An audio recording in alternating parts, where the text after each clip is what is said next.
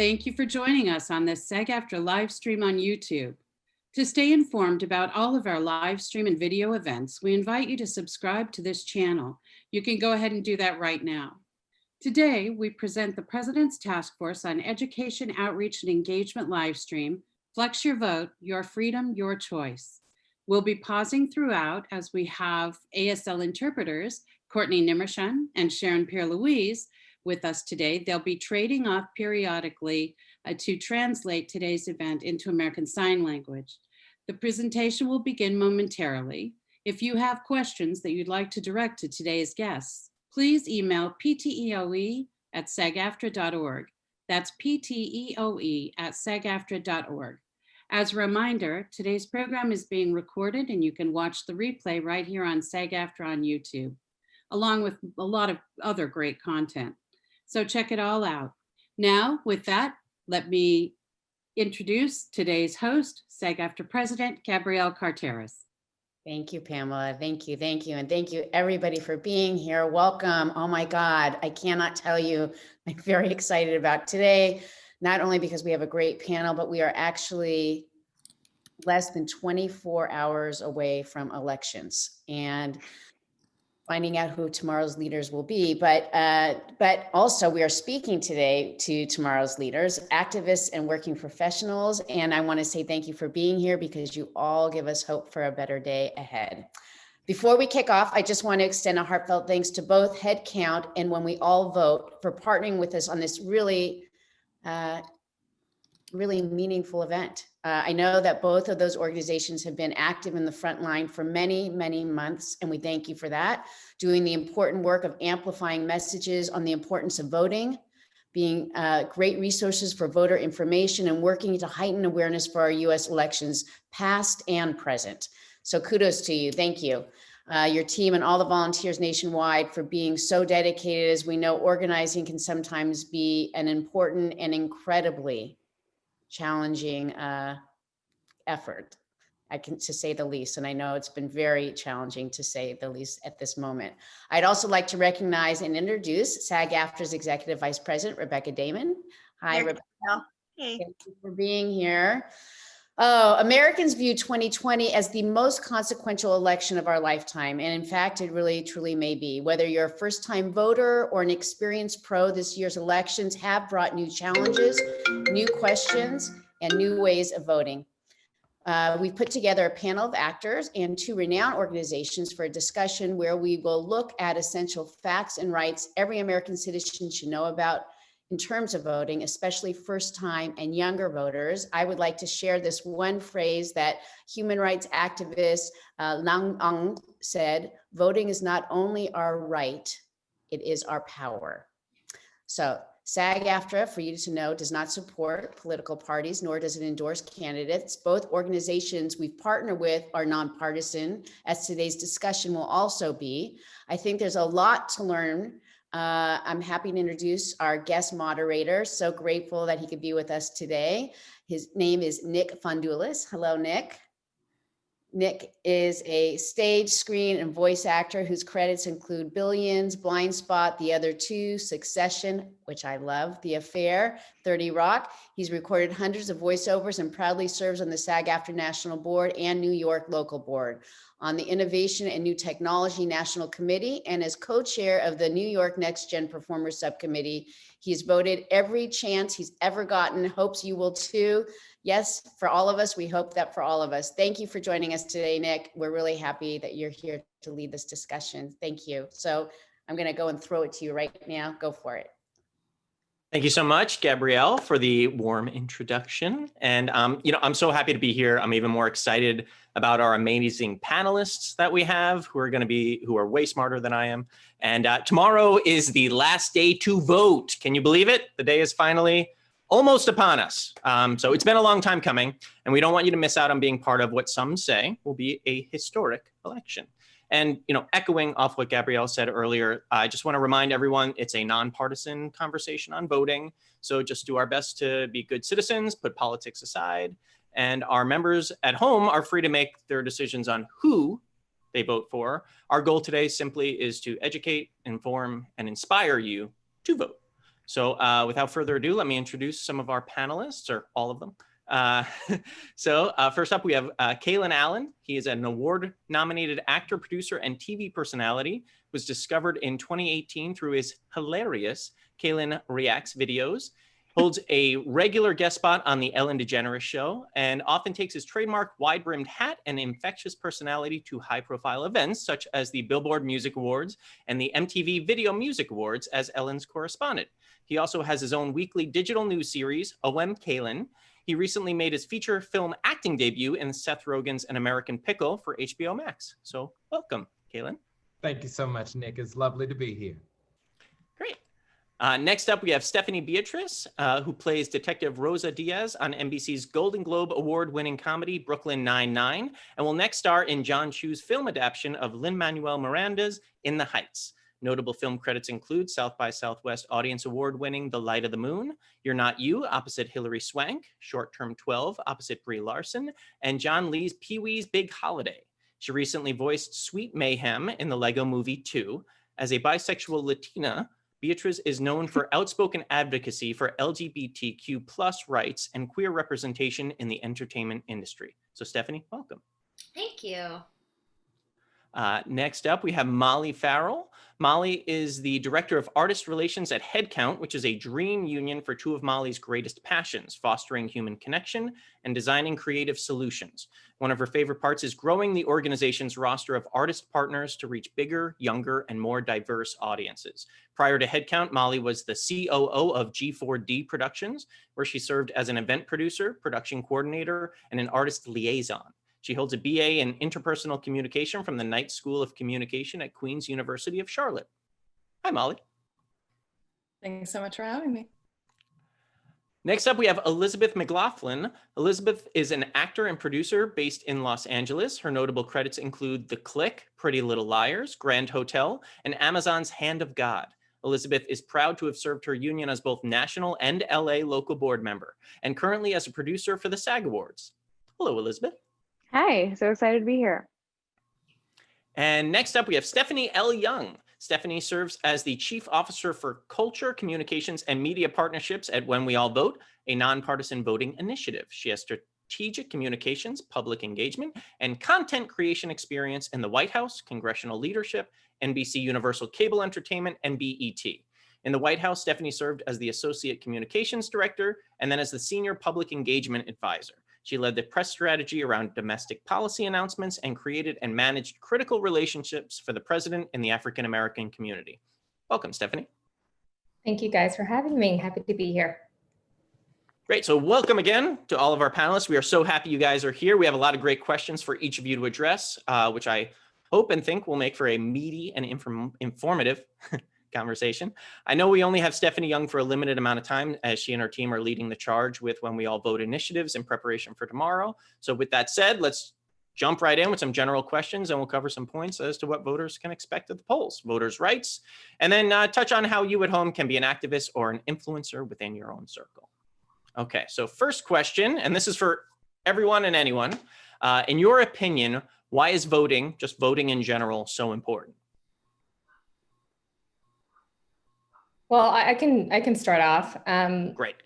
Voting is, it's the only way that we can actually create the democracy in the country that we want to see. I think that we've seen so much happen over this past year, from the impact of COVID-19 that's really impacted everybody's life and has stopped your life in some way, shape, or form. We can now all see how government impacts every aspect of our lives, from our mayor all the way to the governor to the president. Everybody has an impact on our lives. In addition to that, all of the police violence that we have seen year after year, that's not anything that's new. That's been something that's been a part of this country for centuries, but now it's on the forefront. We see civil unrest. All of these things have spurred all of this energy to really take action. And I'm so excited to see how many people have, gotten involved, walked out into the streets, protested, lifted their voices. And that is an excellent way to start the process, but that is only starting the process. You got to go vote to ensure that there are people in positions of power that represent and reflect your values. And when you do not vote, that actually is a vote. When We All Vote was launched by Michelle Obama in 2018, and we are on a mission to change the culture around voting. And what she often says is that democracy will move forward with or without you. So you think you might be apolitical when you sit out, but in fact, you are being political because you are electing someone by not voting. And I know that we do have a cultural issue when it comes to voting in this country because people don't understand how clearly important it is. And it's a multifaceted cultural issue, from the fact that we don't have not public engagement, because that's what I used to work in, but we do not have civic engagement in schools anymore. We don't talk about those things with young people. If you do not see your parents vote, you're more likely not to vote. If you don't have an adult in your life that walks you through the process, you're more likely to sit out. But we do know that if you vote for the first time at 18, you're more likely to become a lifelong voter. So we got to start with our children first to make sure they understand how important it is. But then we also have to shift and look at how holistically we look at voting in this country, how important we look at it, right? We only look at it and we only talk about it 2, 3, 4 days, 4 weeks before an election. It should be a conversation that we're having year round, all the time. And that's why I was so glad to join this conversation today, because you all are all creators. So I would love to see scenes of actors and our most popular shows not having an argument at a coffee shop, but having an argument in line to go vote, or meeting their husband or their wife or whoever at the polling place. Like, we have to integrate voting into our life in a different way than we have not over the last decades, really, to ensure that we don't ever have to meet and be in this place again, where in 2016, 100 million people didn't vote. But luckily, I think at this point, almost 100 million people have voted before this election. So we're already seeing the shift. It's going to be up to us to continue it. But that was a really long answer. Voting is very important. Oh, that was great. And let's hope in those scenes, people can still have coffees while they're at their voting place, Yeah. right? Yeah. Or their drink of choice. Yes, Yeah. their drink of choice, whatever. Anyone else who would like to go next, or I can choose? I mean, Stephanie really said it so beautifully, right? Like, all of these things that have happened over the course of this year have really shown us that individual voices, you feel sort of alone and like you're screaming into a void, right? But, you know, when you take something like protests for social justice and for the lives of Black people that were lost unnecessarily, right? Like, those protests are just groups of people. And so, like, that's a couple people waking up that morning and going, like, I think I'm going to go and do this with a couple other people, right? And the more people that decide one by one that morning that they're going to, you know, make a sign and put their mask on and go protest safely, the more that crowd grows and grows, and it feels like it's just like, it becomes overwhelming seeing these like masses of people, and you realize like, oh, if we unify and sort of say like, my voice does matter, then we can create real societal change, I think, you know, and she's absolutely right, you know, that if we decide to not take part and sit out the race, right, like that, it's so, as somebody who is a US citizen, but also an immigrant, it's so important to me to vote, because there are so many people that don't have that right, that live in the United States. And I really find it really, really important for me specifically to vote in their best interests. And I have the right as a US citizen, so I'm going to exercise that right.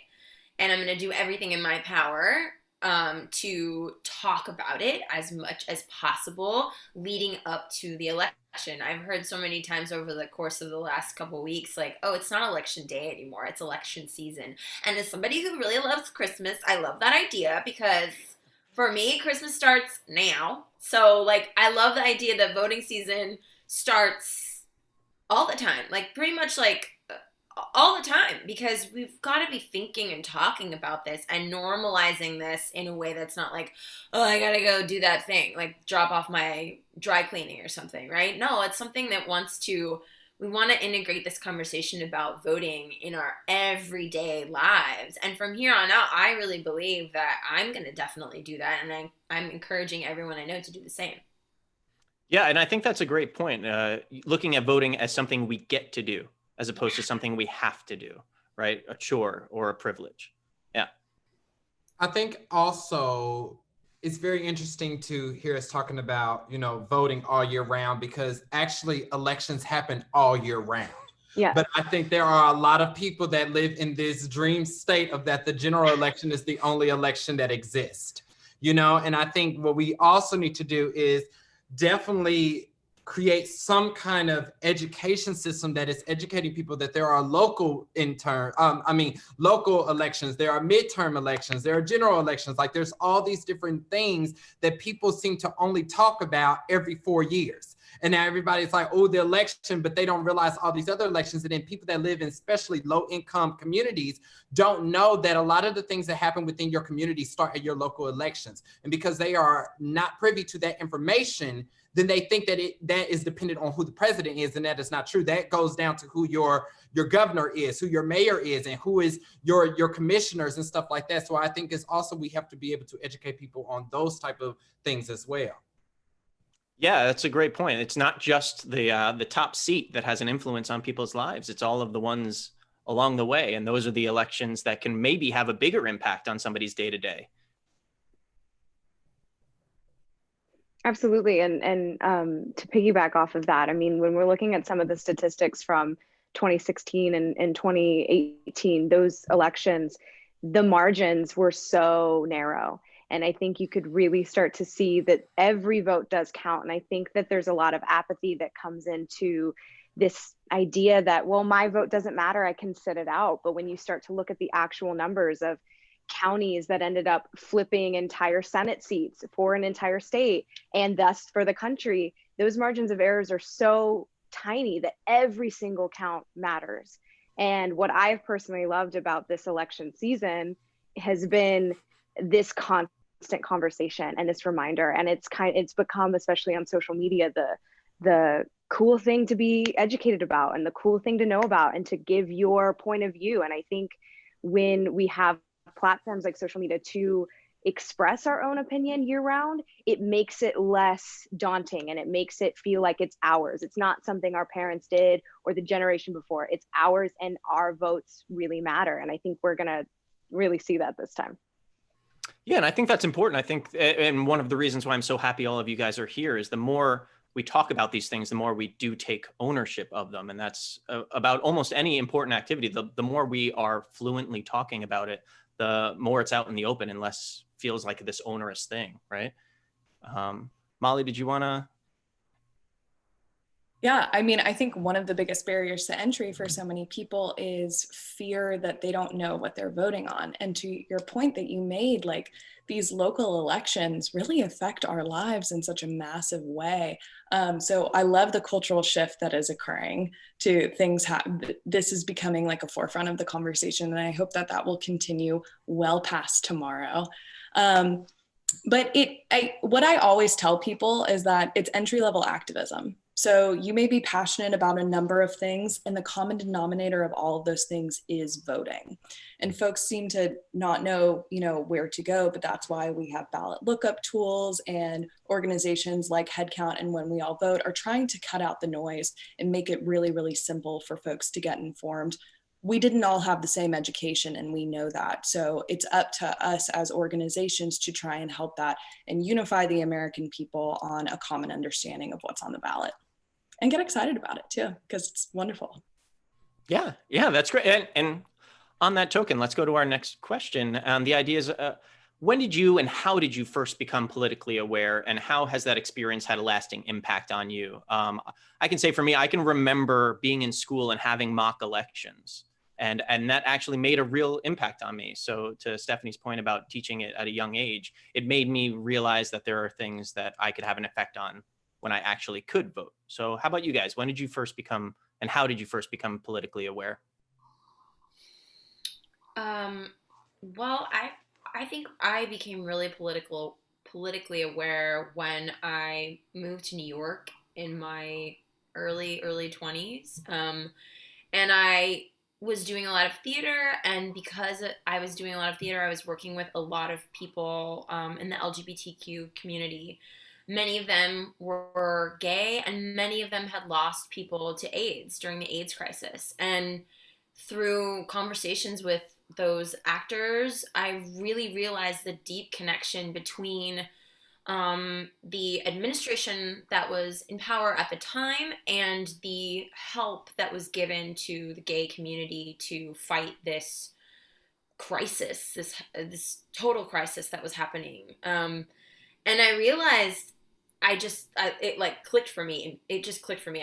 When I was 18, I became a US citizen and I voted, but I think what really clicked for me was seeing the impact that people that were voted into office had on the lives of my friends and the deaths of many of people that they loved. And so like, I knew from then on, I was like, oh, get invested, get involved, because this isn't something that's happening far away. This affects everyone's everyday life, and it can affect the lives of people that you love. Yeah, and I think that's a great entry point when it actually has an effect on you, or more importantly, on the people who you love and people who you can see right in front of you, right?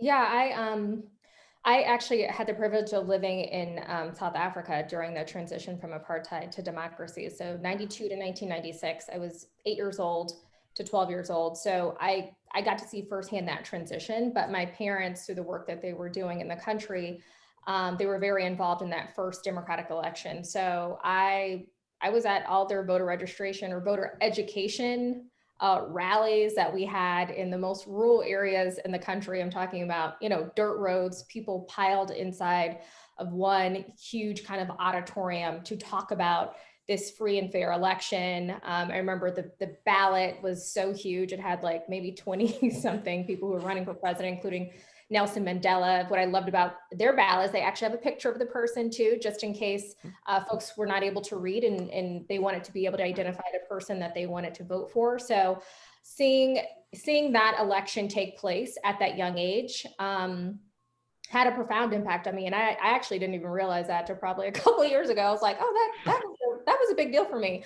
I think what I took away from it mostly was that they didn't have the opportunity. They didn't have those rights. They fought for year after year after year to get them. They got them and they showed up in an amazing way. And they continued to be a part of the process, even though they were counted out. And I know that we have somewhat of a similar story here in the United States, but to see something like that firsthand, to see the lines and lines of people miles long waiting to vote, and then people can't get in their cars here and go vote. It's like, it's mind-boggling at times, but that had a profound impact on me to be a part of any type of progressive movement that was moving culture forward in any way, shape, or form. But I do want to just add in, like, I think what we have to realize is that voter suppression, everybody is impacted by voter suppression. I think sometimes we just think it's Black people and brown people. We're mostly impacted by voter suppression, but when we talk about apathy and when we talk about people who don't necessarily want to vote or don't see the value in voting, they've been indoctrinated into voter suppression. It is psychological and it's physical. And the psychological effects are telling you that it doesn't matter. The psychological effects are telling you that it doesn't, like, nothing will change. It's pointless to even invest in. And the physical manifestation of it is voter IDs, it's limited, polling places, it's it's not allowing people who've served their time, formerly incarcerated Americans, to vote. So all of those things have played a part in also my interest now in wanting to be a part of the solution, because it is a psychological thing as much as it is a physical thing. But to see people up against all odds, no transportation, no electricity potentially in their homes, but to go stand out and vote, that had a profound impact on me, to know that we can all, no matter how big or small we are, be a part of the solution. Yeah, and apathy is a form of voter suppression, depending on where that apathy is coming from. Sure.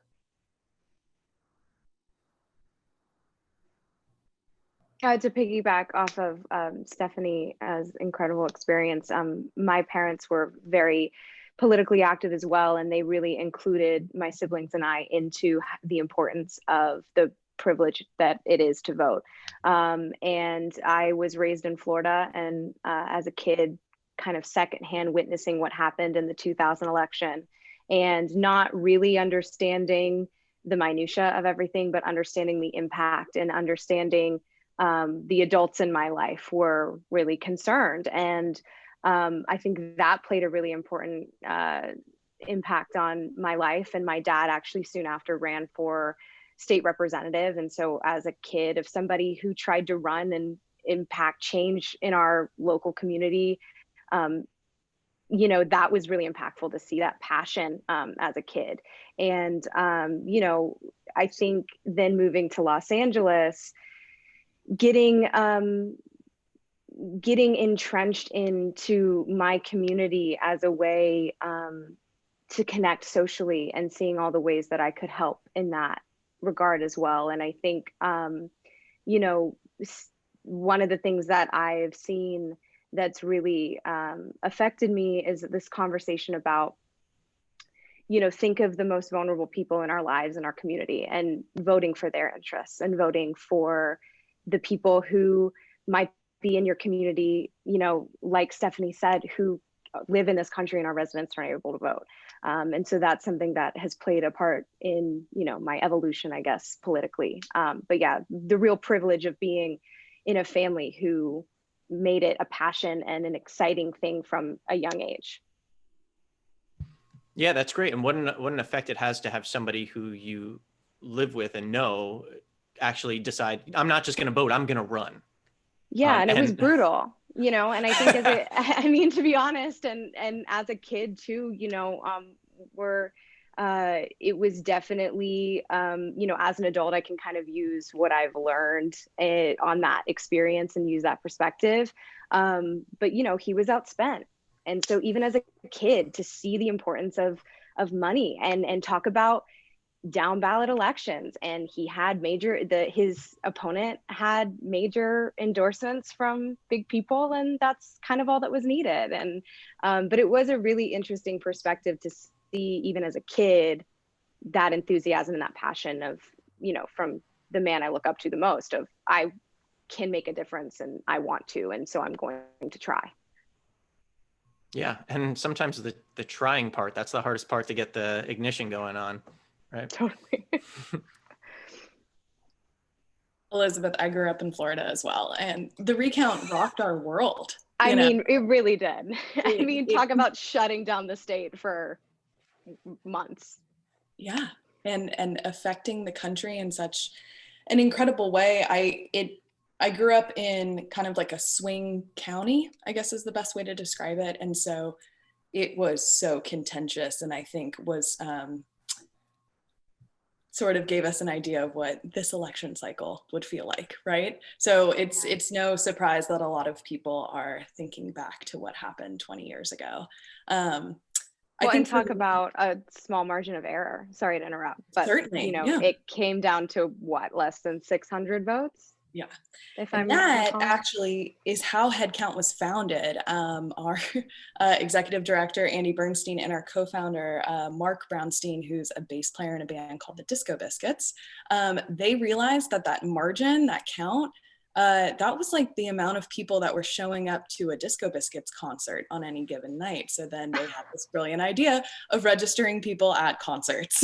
And here we are 16 years later, which is wild. But I think for me, the moment that I sort of woke up to politics, like affecting my own life and wanting to get involved myself, not just the sort of observing what happened in 2000 and sort of being frozen by it all, but I had a lot of friends who were immigrants growing up. And in middle school, there was a big movement of no human is illegal. And I saw how much my friends were affected by the way immigrants were being treated in our country, and what was going on with their families and their legal battles and, you know, fear of deportation and things like that. And I had this moment of like awakening that, you know, human rights equals politics, and that the two are married no matter what. And if you care about this, then you have to become politically active and really try your best to educate yourself about the system, find resources, etc. So I think that's what led me to be here. That's great. And you know, after the 2000 election, the people I feel the worst for are anyone named Chad. They were never the same after that election. You might have to explain that joke too. I refuse. If you have to explain it, it's the moment has passed. Kalen, did you want to jump in? Yeah, it's funny. People ask me this question all the time, but I think for me as a Black gay man, I think my entire life has been political. You know, I think it's like not something that was like one day was like, oh, wow. I think for me, I was always involved with a lot of leadership opportunities as well. I mean, at the age of 12, I was the president of my NAACP Youth Council. And then I was also on the board of directors for the Federal Reserve Bank. I know that seems very odd compared to what I do now. But but yeah, so I was always involved in smaller type of elections. And I think one thing when we talk about when do we become politically aware, I think we should also acknowledge how it really does start within the school. You know, I mean, something as small as like student council is politically aware. You know, and I think that is a great entryway for young people to start understanding how these branches and how politics work. Because usually when you're in history, you just learn about, you know, legislative branch, judicial and all that. And then it kind of doesn't go any further than that.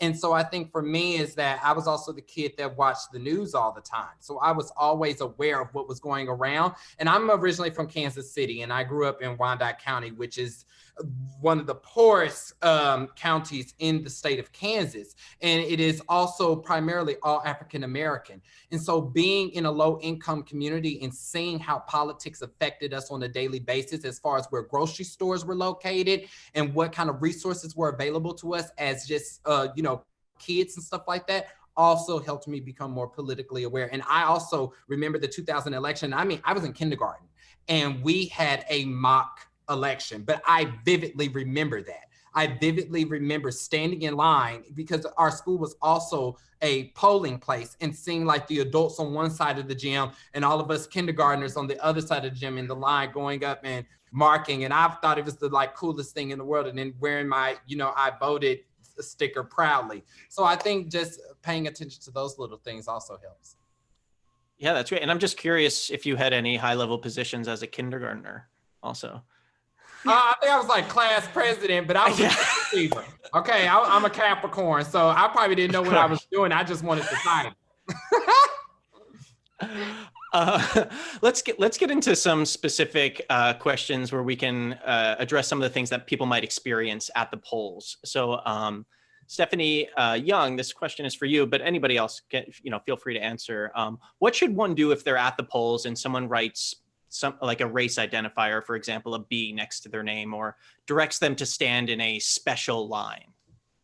Well, that should not happen. If that does happen, the first thing you should do, don't start a fight, but you can ask, what are you doing? And you can ask for a new ballot. No one should write anything on your ballot at all. But if for some reason they're not cooperating, it's a shady situation and you feel that way, please call the voter protection hotline from our partners, the Lawyers Committee, 1-866-OUR-VOTE. They have over 20,000 lawyers who are volunteering 7 days a week. At this point, we don't need 7 days a week, but from at least 7 a.m. to 7 p.m., they will be able to pick up the phone and talk to you and help you right on site. They have lawyers all around this country. So don't allow anybody to do that. If they do, you can absolutely confront them. They're not supposed to do that. You're not supposed to stand in special line at all. And no one should question who you are in any way, shape, or form. Are you formerly incarcerated? Or do you have bills that are unpaid or anything that is out of the ordinary? You are literally just coming there to vote.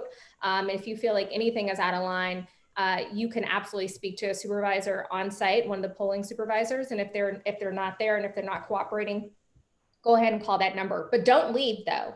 Stay there and call that number. Don't go home and call the number. Stay right there and call that number, 1-866-OUR-VOTE.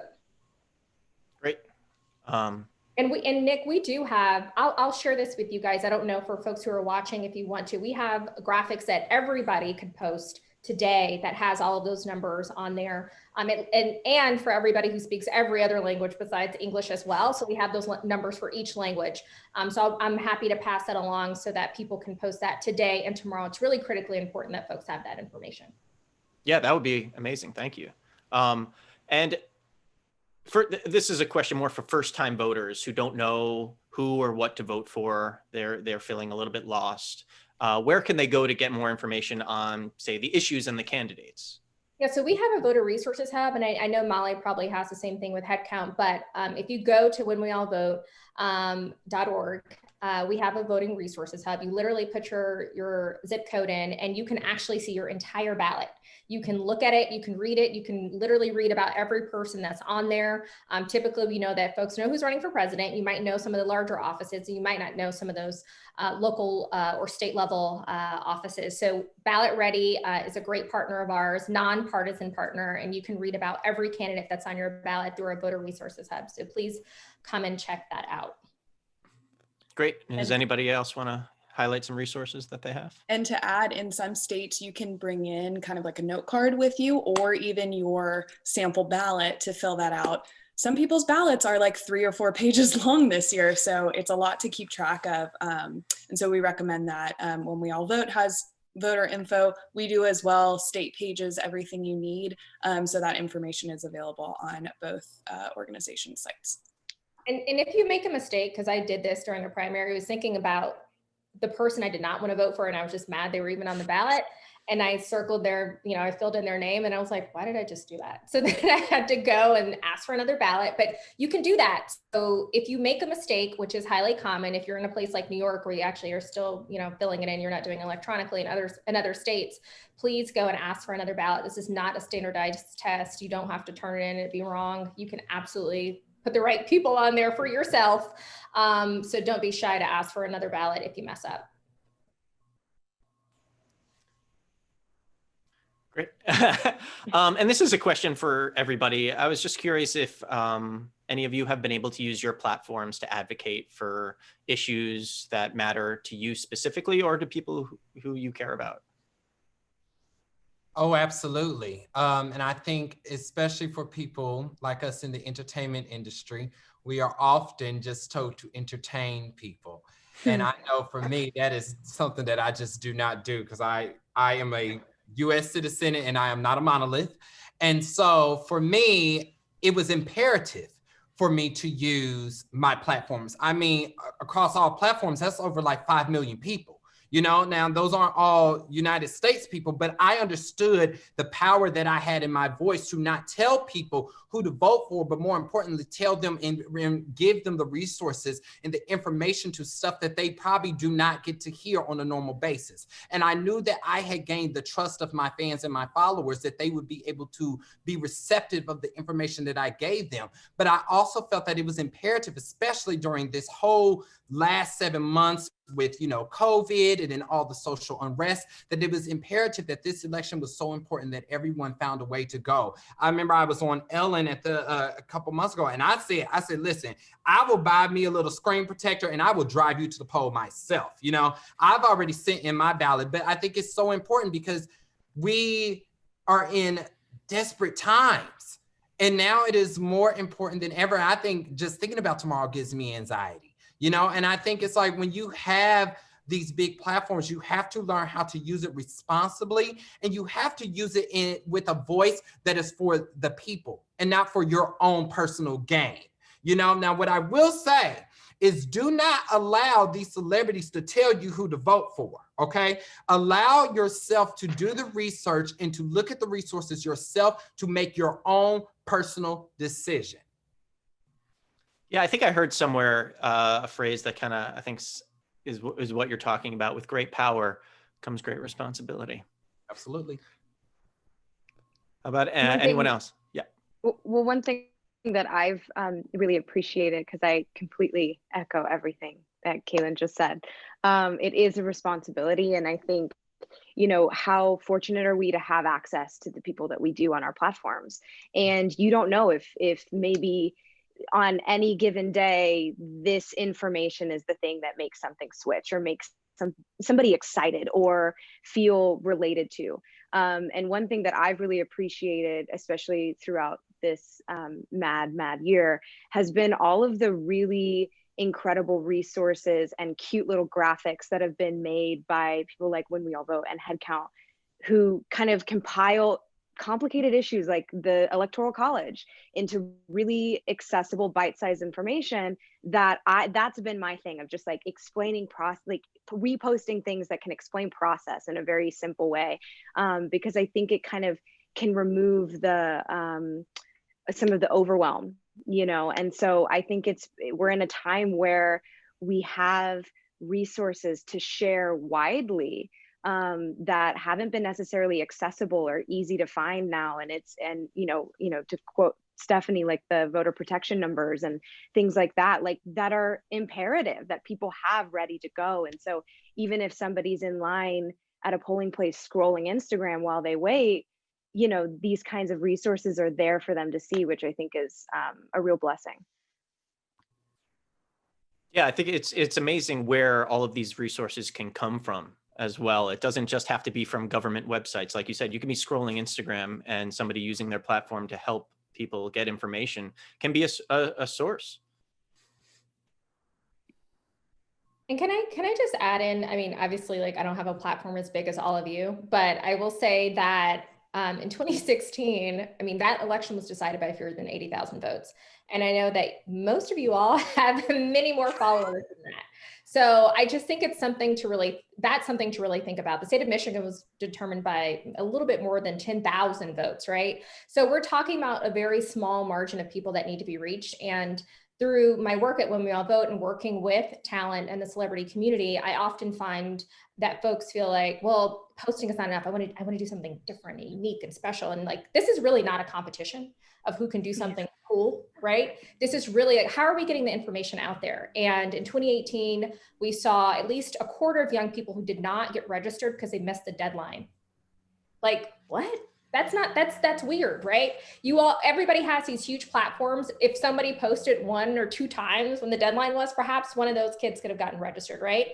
And then we also had about another quarter of young people, 18 to 30, who did not vote because nobody asked them to, right? So they weren't contacted by a political campaign. For some reason, they never heard of When We All Vote or HeadCount. We weren't able to reach them. So it can be you all, everybody that is tuning in right now, everybody that's on this panel, you can make literally the difference. And I really hope that the creative community starts to think of themselves as really standing in that gap. And it really doesn't take that much. It really does take some consistent communication, some consistent posting, graphics, taking over your platform with one of our organizations, speaking up, talking about it, because you could be that person in someone's life that's having this conversation that they're not getting it from anywhere else. And I want to implore everybody over the next really two to 3 days to use your platforms as much as possible, because your voices are important and they're needed. And it's not necessarily to persuade someone to do something one way or the other, or to vote for one candidate over the other, but rather it is to make sure that people feel empowered and they have the information that they need. That's it, right? Like, I mean, for those of us that are on TV or someone's seen us on, somewhere, right? People start to feel like they know you. That's part of why people follow you on a social media platform. They want to see what you're doing. What are you wearing? What are you eating? And to me, part of that is that's an amazing way to connect to people who respect and enjoy the art that I add to the planet. And in that connection, in that space of connection, I decide that I'm going to let them in on the fact that I'm queer and I'm Latina and that I'm an immigrant and that I care about, X, Y, Z, right? And so in that space, I have the opportunity to reach out to someone that I might not know personally, but feels like they know me, and to tell them exactly what Stephanie said, which is to tell them how important it is to vote.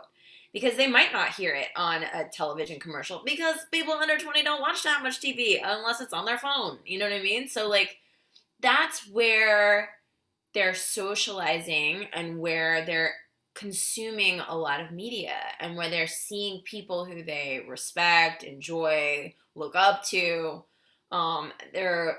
They're connecting the dots between like, this is what this person is interested in. Oh, this person is interested in civic engagement. I wonder if I would be interested in that too. It's like, especially for first-time voters, or even like a lot of my followers are not able to vote because they're not 18 yet. But I've been encouraging people to have conversations with family members or friends that can vote. And for kids that are 16 and have their driver's license, I'm like, take someone to the polls, you know, like you can get involved. You don't have to necessarily vote this round, but it's exciting to start to plant those seeds knowing that, you know, in another 4 years when there's another big election, or even like if they've made it to 18 by a local election, like Kalen was saying earlier, that they're going to be excited to engage in that way. And for me, it's like, it's also something Kalen said earlier. It's like, it doesn't really feel like it's a choice to me. Like I can't really, it would feel inauthentic if I just didn't talk about these things that feel really vitally important to me, and let the people that enjoy the art that I add to the planet know that this is also what I'm about. And if you don't like that, that's okay. You ain't gotta follow, but bye. But it's like vital, I think, to, you know, share all parts of yourself, not just like, you know, the shiny stuff that makes people laugh and excited and buy a ticket to the theater. Like that's great, but there's also the other part of your humanity and your, I mean, citizenship. Stephanie Young, that stat about 18 to 30-year-olds not voting because they weren't asked to. Like when I first heard that, it blew my mind, but it makes complete sense. Like you think about the psychology of young people. I'm nearly 30, and it makes a lot of sense that this is not something that is prioritized as much when you think about how much you have to navigate as a young person. Making sure I vote is not near the top of my list of things I need to do to function. So I think that making sure that folks who have a platform are able to send that message out in a way that's authentic to them too. So yes, we all have kits and resources and graphics to share, but like that message coming from you to the camera is so much stronger than anything else. Or if you have a really, really strong brand, making sure that that infographic that you're sharing is in your fonts and colors. Otherwise, younger fans are going to pass over that, thinking that it's more like promotional or things like that. But if it stands out as something unique to you, it will deeply, deeply resonate with them. This idea of relational organizing, which we know is the strongest tool we have to get out the vote. And there's been, you know, the idea of vote tripling is based off of that it's positive peer pressure. There's been all these, you know, behavioral psychological studies done about this. That can still happen with people who have a platform. You don't have to personally know these folks to say, hey, voting is really, really important to me. Everybody comment below what your voting plan is. And if you have any issues, you can go to this website, you know? So I think that it's essential, and it truly does no harm. Yeah, and I think what I'm hearing, and I think it is really important, is that the conversation, whether it's happening with somebody who you know personally or somebody you respect, is part of the normalization and getting people into that mode of, oh, this is a power that I have and that I can utilize. And I know, Stephanie Young, you have to leave. So if you want to add one more thing before you go. Yeah, I do. I'm really grateful that you all are having this conversation, and I hope that you continue to have it in January and February and March and April, and continue to keep going. And I hope that everybody stays positive. We know the next couple of days, we hope to have something very decisive tomorrow, but if we don't, it's going to be up to all of us to really keep folks calm and focused. And we're going to be pushing that every vote gets counted. And there's going to be tons of resources that you can tap into. We're partnering with community. I'm not sure if folks have community or signed up for it, but it's that weird thing that everybody does where they have their cell phone number in their IG profiles and says, text me. But it's a great app for you to use beyond this. You can use it personally to promote whatever you're doing, but we're using it as a rapid response channel. So you can all text talent to the number 310-622-8683. Again, text talent to 310-622-8683. And then you'll receive all of the rapid response materials that we're sending out and asking you to post. on your own platforms. We also have just started a little DM group with many folks in the talent community. So if you're interested in following on with everything that we're doing, please head over to When We All Vote on all platforms. That is our handle. And lastly, there's still opportunities for people to volunteer tomorrow if you want to. So if you go to our Take Action, if you go to whenweallvote.org and go to our Take Action page, we have poll squad workers, like folks who are leading poll workers at the squad, but folks who are leading poll workers at polling places, like volunteers, people who are going to come in, not to be like a full-on poll worker, but folks who are volunteering at polling places around the country. We'll also be texting people tomorrow. I know there's a training, I think at 6 a.m. So for those of you on the West Coast, I know that won't work, but tap into what we're doing and feel free to repost everything that we have going. And thank you all so much for using your voices and doing everything that you can do to make sure that everybody has access to making their voices heard each and every election. Stephanie, before you go, I just have to butt in real quick before you go, because you are wonderful and your information is so helpful. And we'll try to repeat some of that as well. And we'll see what we can get on the website. Anybody who missed anything in terms of references, doing, like you said, whenweallvote.org, or even calling the number 1-866-OUR-VOTE in case when you're at the polls, if there's any kind of issue taking place, stay at the polls, let's get it resolved and get the vote out. But I just have to say thank you before you go, because you are wonderful. Thank you. Thank you so much for having me. And it's an honor to meet everybody and be here with you today. So onward and good luck, guys. Thank you. Yes. Thank you. Thank you so much.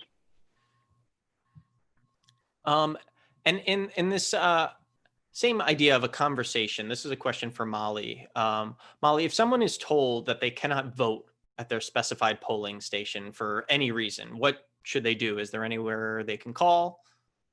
Yes, so it's a lot of the same process that Stephanie described. First, identifying why and stay in line, like stay exactly where you are. I know a lot of us don't love confrontation, but this is a moment where you should demand an answer as to why your ability to go vote is being challenged. Should it be that you're not on the voter rolls? There are 21 states in this country that allow same-day voter registration. I would recommend that if you haven't voted yet and you're planning on going tomorrow, go ahead and look that up right now and see if that's a possibility for you. That information is available at headcount.org. And then you can also, if they're not allowing you to register same day, demand an election judge or a poll observer to come over and try to moderate the situation and see what the issue is. If then you still aren't receiving any sort of resolution, then call that election protection hotline, 1-866-OUR-VOTE. As we mentioned, there are lawyers all day on the phones to answer questions. They're here to support. So stay in line, defend yourself. I know you weren't planning on protesting at the polls when you went, but it's important that you do cast that vote. So don't get discouraged. There usually is a very simple solution.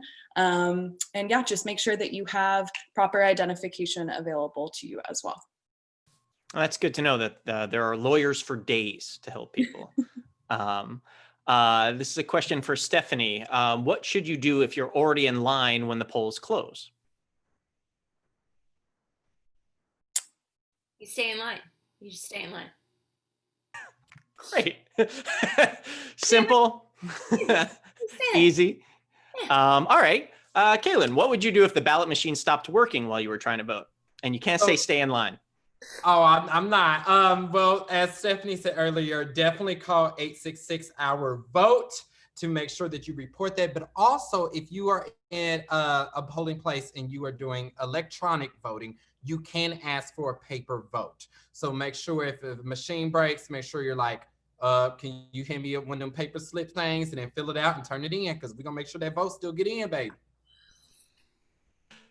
Great. And this is just a final question for everybody. What are some of the things that someone can do to help get involved in their community to support tomorrow's election or future elections? I'll share that we launched a very exciting program over the weekend with David Dobrik and Leonardo DiCaprio. We are partnering with Outvote and Good to Vote to encourage folks to hop on the Outvote app and text at least 5 friends to vote or to see if they need any resources to go and vote. It goes back to that relational organizing bit we were just talking about. We know that this is the most effective way to get out the vote. And I would even say tomorrow, if you're walking around, please have your mask on, asking people you pass by, hey, have you voted yet? Or, have you gone to vote today? Do you need any information? I think that's the best way to get involved. But if you go on the Outvote app and sign up in the HeadCount David Dobrik and Leonardo DiCaprio group, you could potentially win a trip to go out and hang with them. No pressure. No pressure. Anybody else have an opportunity to hang out with Leonardo DiCaprio? Sure don't. No? Well, I'm going to sign on that app and then, Yeah. Well, is it, or any other ways that people can get involved in their community, or anything that you'd like to just add? I think, something to think about past this current election is, really kind of thinking about what you as an individual are passionate about, whether it's social justice or, like in Los Angeles, our homelessness crisis, and, or climate change, whatever speaks to you personally. We live in an age where there's an accessibility via social media to connect to organizations and to connect to community outreach. And so I think that's where my effort will be in the next 2 years until our next local elections after tomorrow, is just thinking about, all right, where can I take this activism, this motivation, this passion that I have had for this current election season, and where can I put that energy instead of just letting it go?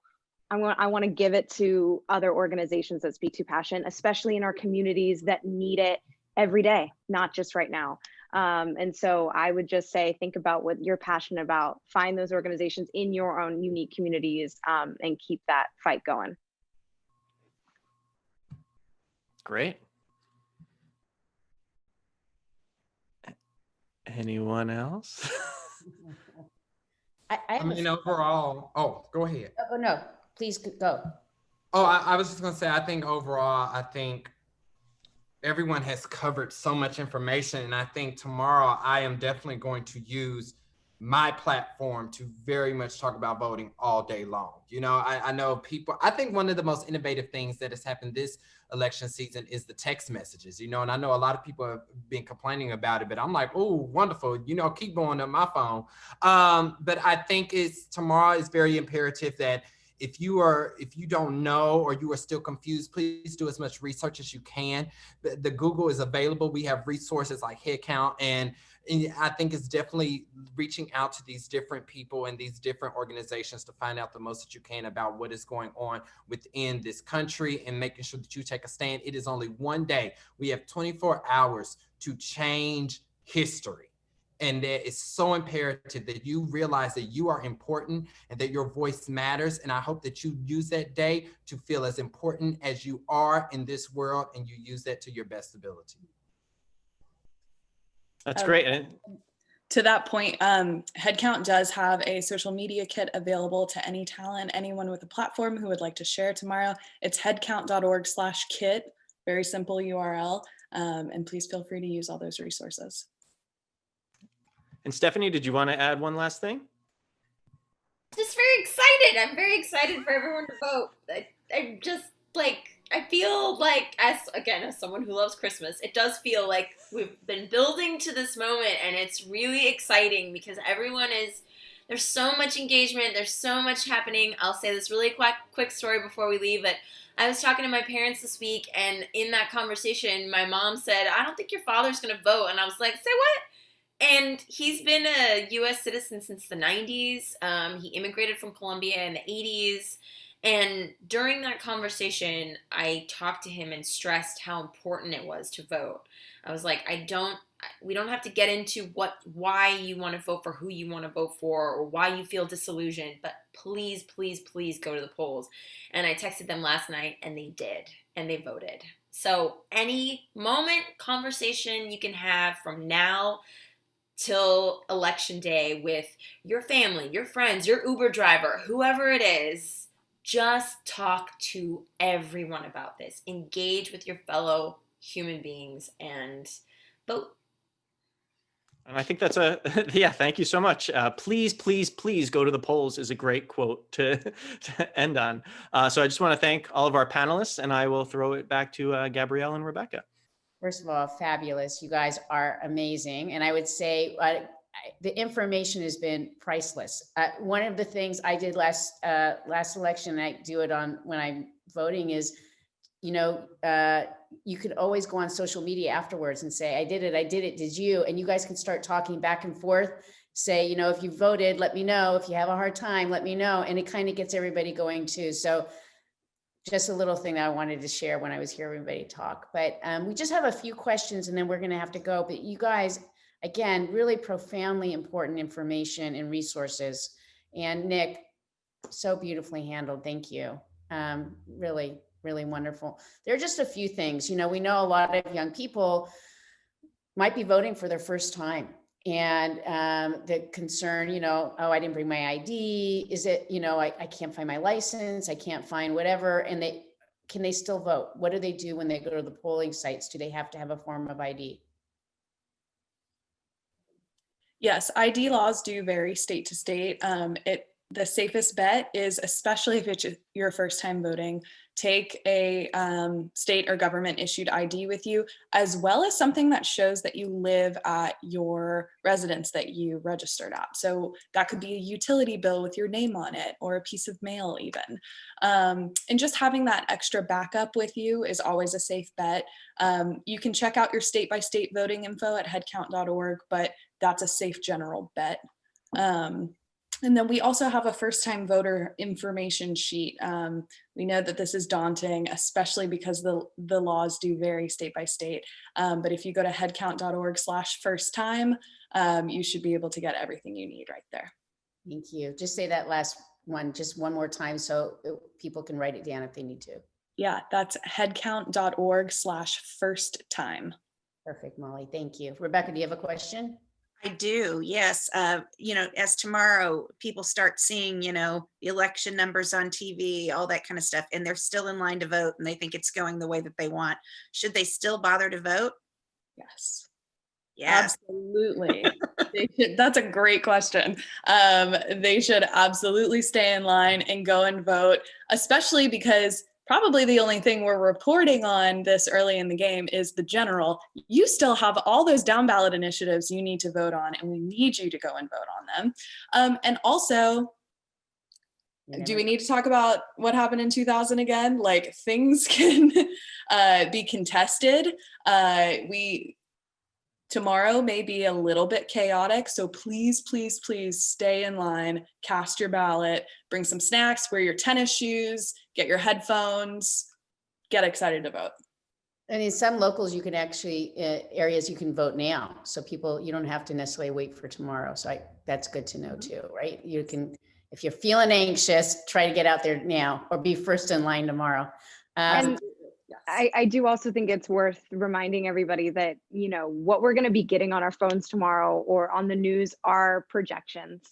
It takes days, if not weeks, for every single vote to be counted, and every single vote will need to be counted. And so if you're seeing numbers in a certain way, those are statistical projections and your vote still matters. So make your voice heard and vote. That's right. So this is a really good question that came in. I'm transgender and my lived identity does not match my driver's license, so they're not letting me vote. What should I do? This is an issue that the trans community faces at the polls regularly. And so we decided to create some LGBTQ resources this year for the variety of different issues, but specifically ID laws. And so if headcount.org/pride is our information page, and it specifically talks about ID laws. And I wish you the best. I hope that is a helpful resource. And if your vote is still being contested and they're not letting you vote at your polling place, please, please, please call 1-866-OUR-VOTE. Yes, that's a really great resource that everybody should remember throughout this whole period. 1-866-OUR-VOTE. That's really important. Rebecca, I know you have a question. I do, yes.